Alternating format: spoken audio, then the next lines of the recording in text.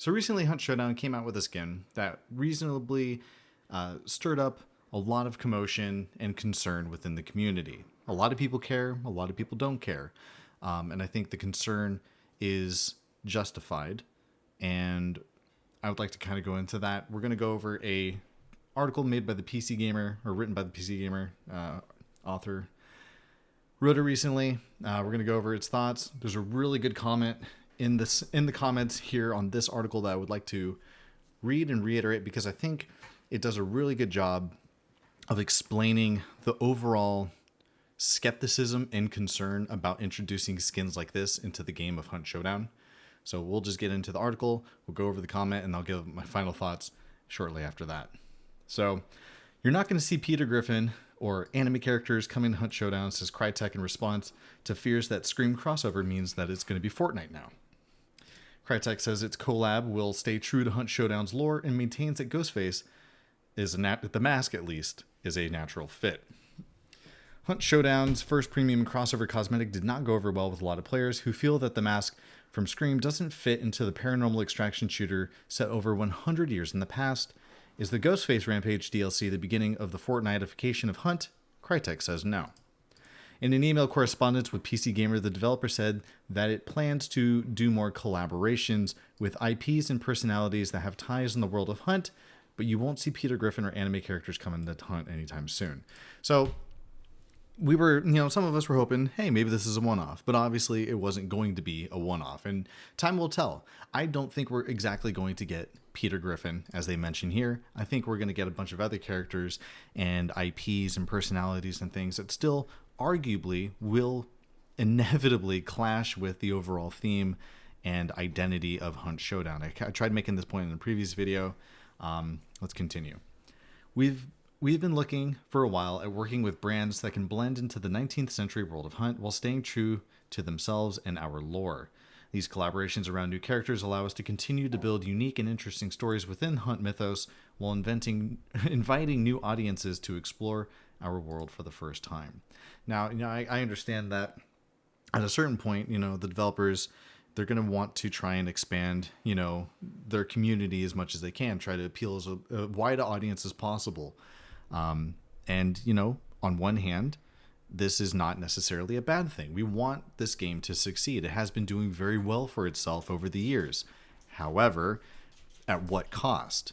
And, a lot of people will argue that we don't believe that this is necessarily the way to do it, but we'll see. I think, and again, it kind of creates sort of a slippery slope kind of fallacy to some degree. It's funny that Crytek doesn't completely rule out the possibility of a Mosin Nagant wielding Peter Griffin, but I don't think that the anytime soon was meant to be taken seriously. The developers say it is committed to integrating crossover cosmetics with Hunt's fiction, and it did give Ghostface costume an era-appropriate styling. Up close, you can see that the mask has a correct wooden texture, and a story to explain why the killer from a 90s movie is running around in the 1980s, or 1890s. In retrospect, we should have done more to elaborate the narrative we have built around the Ghostface Hunter before we went into full reveal. I kind of agree with that. We'll let it continue. Crytek told us a lot of the thought has gone into the crossover from an art and narrative side. There's a really cool story behind the iteration of Ghostface Hunter, and that we didn't provide to the community on the onset. Lesson learned. From a narrative point of view, we focus on the iconic mask as a deadly heirloom passed through the generations from killer to killer, finding its way into those who corrupted with its foul whispers. We love the idea of exploring the 1890s history of the mask before it became a 1990s icon. They made a similar appeal in public response to negative reaction earlier this week, saying the cosmetic makes sense if you accept in the 1890s a madman took up the mask, driven in a bloody frenzy by its foul whispers on a hunting trip in Louisiana.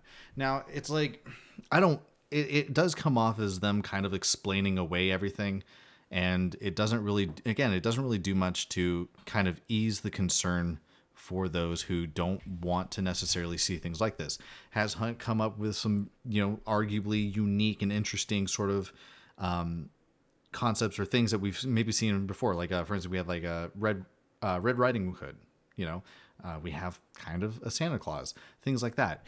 But overall, like it still relatively remains unique to this world. And again, it sucks because it's like, it's fake. What does it matter? And it's hard to convey that point to someone who just doesn't care.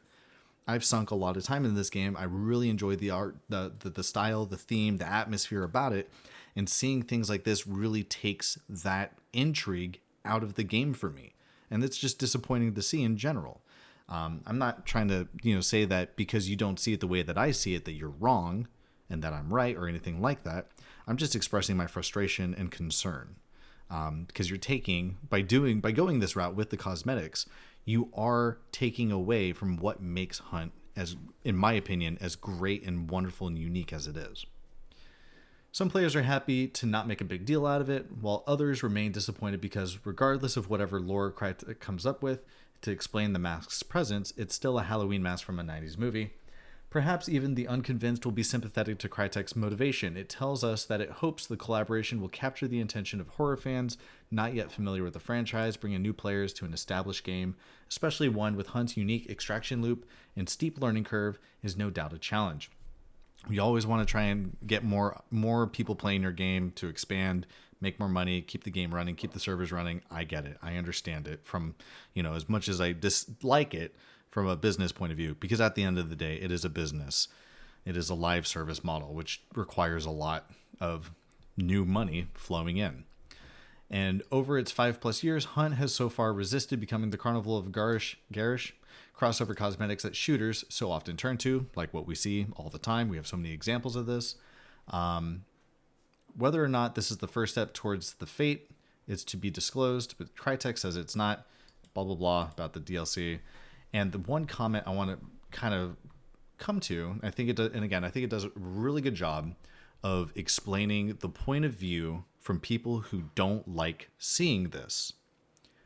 This reads like a straw man argument, and not a good one at that, as they chose arguably the campiest of slashers that is more satire of the genre than down to a really goofy latex Halloween mask. Nobody is going to take the argument of Ghostface being a good fit for the setting and question seriously, beyond maybe as an indicator as to how little care is put into the hunters in general nowadays. Once you start slipping down that slope of sacrificing your brand's identity by mixing with another for a quick injection of cash and attention, it becomes tempting to get, looser in the criteria. The others didn't turn into an IP circus overnight.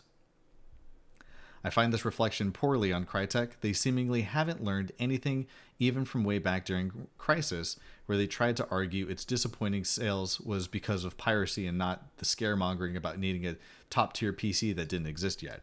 It's always pointing around at others as being the ones in the wrong. No wonder they have gone from the biggest name to practically forgotten.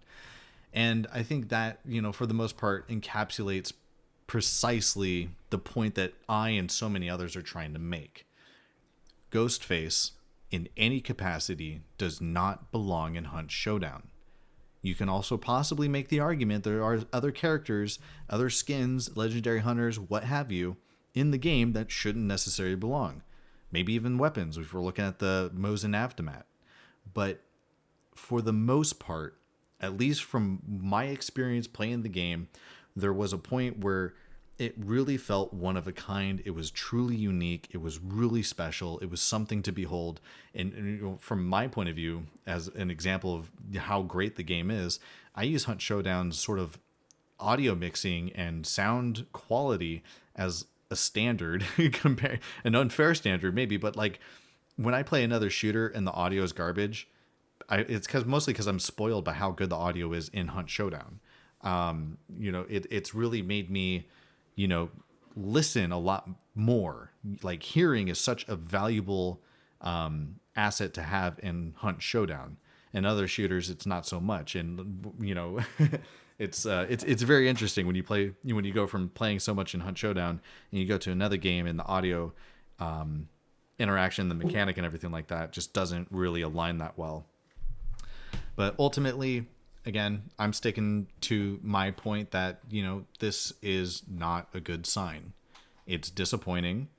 It's discerning or concerning rather. And, time will tell. I don't want to be the person who screenshots this, don't worry, you're not going to see Peter Griffin And I bring this out 3 years later when we have people running around in goddamn chicken suits and clown costumes that are super bright, and we have these crazy, fully animated gun skins that do all this wacky shit that cost $50, $60, $70 for the bundle. But again, hopefully I'm wrong. Time will tell. Anyways, let me know your thoughts in the comment section below. Thank you for watching, and I hope to see you perhaps in the next video. Peace.